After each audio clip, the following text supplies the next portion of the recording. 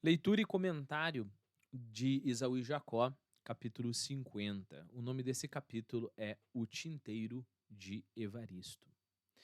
Este caso, ou seja, o caso do padeiro que não queria se desfazer de sua velha tabuleta corcomida, né, destruída por bicho e toda rachada, este caso prova que tudo se pode amar muito bem, ainda um pedaço de madeira velha.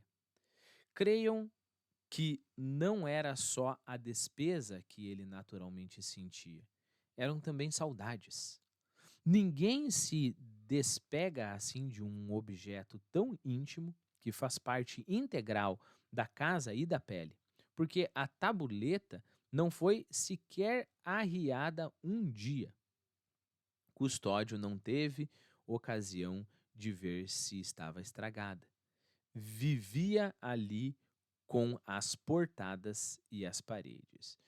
Portada é porta grande, né? Frontispício, fachada. Aqui há uma pequena, como é que eu posso dizer? É uma pequena especulação, né? É, lembre-se que uma das coisas interessantes, eu não sei se você notou isso no Esaú e Jacó, é que nós temos eventos políticos aqui importantíssimos acontecendo, né? Lembre-se que daqui a alguns dias o golpe da República acontecerá, né? E o livro continua focando em pequenas coisas, né? Como, perceba, daqui a pouco cai o império. E o livro gasta tempo falando sobre a porcaria de um padeiro que não quer gastar dinheiro com um pedaço de madeira. Percebeu? Hum, Mas a alusão aos acontecimentos políticos estão aqui a todo momento, né? Lembre-se que o capítulo, foi o capítulo que 38, nós temos lá o baile da Ilha Fiscal, que é o último grande baile do Império, né? Então, por todo o livro nós temos esses marcadores de tempo da história do Brasil. O que nos leva a especular que será que esta frase aqui, ou este parágrafo, não é uma alusão ao próprio império, né? Lembre-se que, embora o império fosse muito melhor do que seria o que seria a república depois, né? A república ela começa com várias ditaduras e vai de mal a pior até nós chegarmos onde nós estamos hoje. Nós poderíamos interpretar que o império estava assim corcomido, né? Eh, Várias rachaduras, né? Já se sentia a fragilidade ali do poder, né? O imperador, né, e já se sentia um conflito entre Dom Pedro II e os grandes fazendeiros, né? A oligarquia de fazendeiros, que são justamente os caras que vão orquestrar o golpe, né, da República. Já se sentia ali o atrito que o Dom Pedro II também teve com a Igreja Católica, que era a base cultural do Brasil naquela época, né?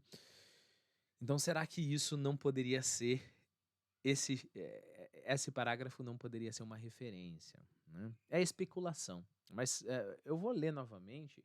Vamos tentar agora pensar no império quando enquanto eu estiver lendo. Este caso prova que tudo se pode amar muito bem, ainda um pedaço de madeira velha. Creiam que não era só a despesa que ele naturalmente sentia, era também saudades. Ninguém se desapega assim de um objeto tão íntimo que faz parte integral da casa e da pele, porque a tabuleta não foi sequer arriada um dia.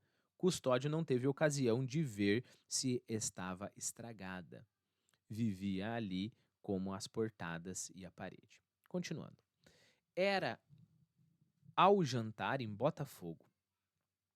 Só 4 pessoas, as 2 irmãs, Santos e Aires. Pedro fora jantar a São Clemente com a família de Batista. Dona Perpétua aprovou os sentimentos do confeiteiro. Citou a propósito o tinteiro de Evaristo. A irmã sorriu para o marido e este para a mulher como se dissessem, lá vem ele. Era um tinteiro que servira ao famoso jornalista do primeiro reinado e da regência. Obra simples, feita de barro, igual aos tinteiros que a gente chã, ou seja, que a gente simples, comprava nas lojas de papel daquele e deste tempo. O sogro de Dona Perpétua, que lhe dera em lembrança, tivera um da mesma idade, massa e feição. Venho de mão em mão parar as suas. Não chega aos tinteiros do mano Agostinho, nem de Natividade, que são luxuosos, mas tem grande valor para mim. Sem dúvida, concordou Aires. Valor histórico e político.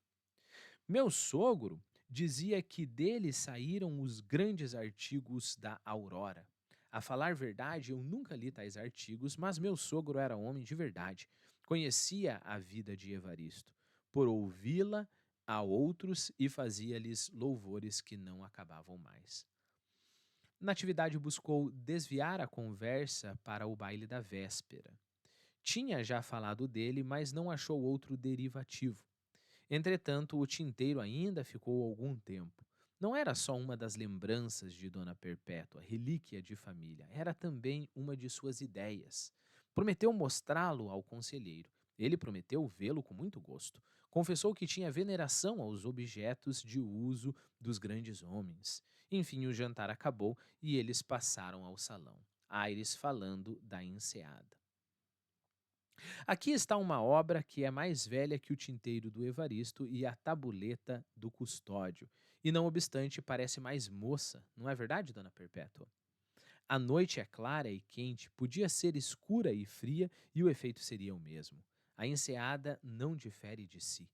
Talvez os homens venham algum dia a atulhá-la de terra e pedras para levantar casas em cima, um bairro novo com um grande circo destinado à corrida de cavalos. Tudo é possível debaixo do sol e da lua. A nossa felicidade. Debaixo do sol e da lua.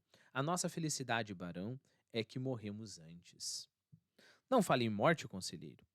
A morte é uma hipótese, redarguiu Aires. Talvez uma lenda. Ninguém morre de uma boa digestão e os seus charutos são deliciosos. Estes são novos? Esses são novos, ele respondeu. Parecem-lhes bons, deliciosos. Santos estimou ouvir este louvor. Achava-lhe uma intenção direta à sua pessoa, aos seus méritos, ao seu nome, à posição que tinha na sociedade, à casa, à chácara, ao banco, aos coletes. É talvez muito, seria um modo enfático de explicar a força da ligação dele aos charutos. Valiam pela tabuleta e pelo tinteiro, como com a diferença que estes significavam só afeição e veneração, e aqueles, valendo pelo sabor e pelo preço, tinham a superioridade do milagre, pela reprodução de todos os dias. Tais eram as suspeitas que vagavam no cérebro de Aires enquanto ele olhava mansamente para o anfitrião. Aires não podia negar a si mesmo a aversão que este lhe inspirava. Não lhe queria mal, de certo. Podia até querer-lhe bem se houvesse um muro entre ambos. Era a pessoa, eram as sensações, os dizeres, os gestos, o riso, a alma toda que lhe fazia mal.